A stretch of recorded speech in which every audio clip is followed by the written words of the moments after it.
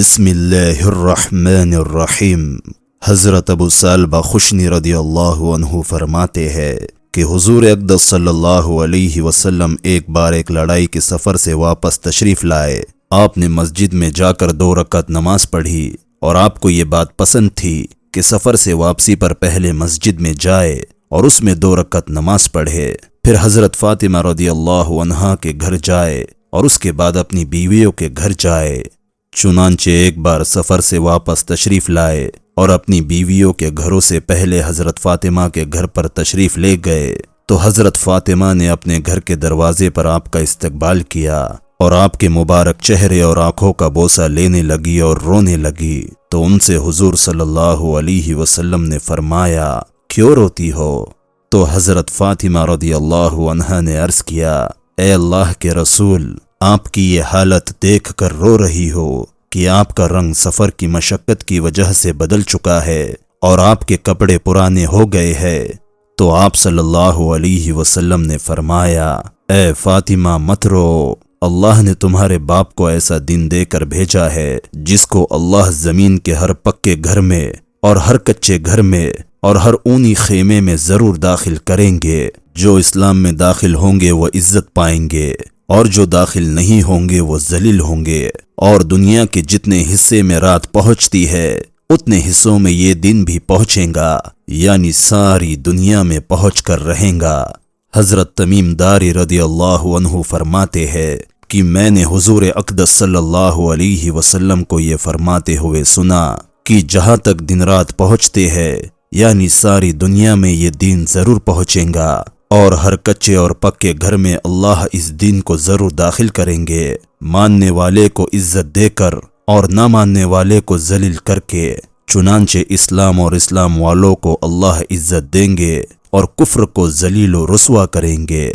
حضرت تمیم داری فرمایا کرتے تھے کہ میں نے اس منظر کو اپنے خاندان میں اچھی طرح دیکھا کہ ان میں سے جو مسلمان ہوئے خیر و شرافت اور عزت نے ان کے قدم چومے، اور جو کافر رہے وہ ذلیل ہوئے، ان کو چھوٹا بننا پڑا اور جزیہ دینا پڑا۔ حضرت انس رضی اللہ عنہ فرماتے ہیں کہ حضرت ابو موسیٰ رضی اللہ عنہ نے مجھے تستر کی جیت کی خوشخبری سنانے کے لیے حضرت عمر رضی اللہ عنہ کے پاس بھیجا۔ قبیلہ بکر بن وائل کے 6 آدمی دین سے لوٹ کر مشرکوں سے جا ملے تھے۔ ان کے بارے میں حضرت عمر رضی اللہ عنہ نے مجھ سے پوچھا کہ بکر بن وائل کے ان آدمیوں کا کیا ہوا؟ میں نے کہا، اے امیر المومنین، وہ لوگ اسلام سے پھر کر مشرکوں سے جا ملے تھے، ان کا علاج تو یہی تھا کہ ان کو قتل کر دیا جاتا۔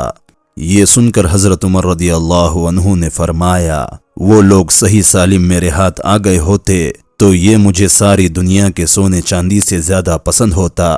میں نے کہا، امیر المومنین، اگر وہ آپ کے ہاتھ آ جاتے تو آپ ان کے ساتھ کیا برتاؤ کرتے؟ انہوں نے مجھ سے فرمایا کہ وہ اسلام کے جس دروازے سے باہر گئے تھے میں ان پر اسی دروازے سے واپس آ جانے کو پیش کرتا، پھر اگر وہ اسلام کی اور واپس آ جاتے تو میں ان کے اسلام کو قبول کر لیتا، ورنہ انہیں جیل خانے میں ڈال دیتا۔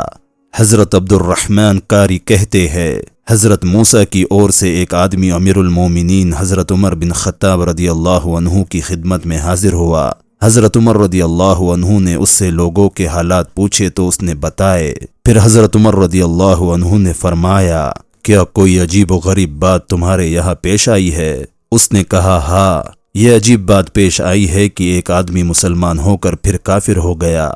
حضرت عمر رضی اللہ عنہ نے فرمایا، تم نے اس کے ساتھ کیا برتاؤ کیا؟ اس نے کہا کہ اسے بلا کر اس کی گردن اڑا دی۔ تو حضرت عمر رضی اللہ عنہ نے فرمایا، کیا تم نے اسے 3 دن قید کیا اور ہر دن اسے ایک روٹی کھلائی اور اس سے توبہ کرائی؟ اگر تم ایسا کر لیتے تو شاید وہ توبہ کر لیتا اور اللہ کے دین میں واپس آ جاتا۔ اے اللہ، اس موقع پر میں موجود نہیں تھا اور نہ ایسا کرنے کا میں نے حکم دیا تھا، اور اب جب مجھے اس واقعے کا علم ہوا ہے میں اس سے راضی بھی نہیں ہوا۔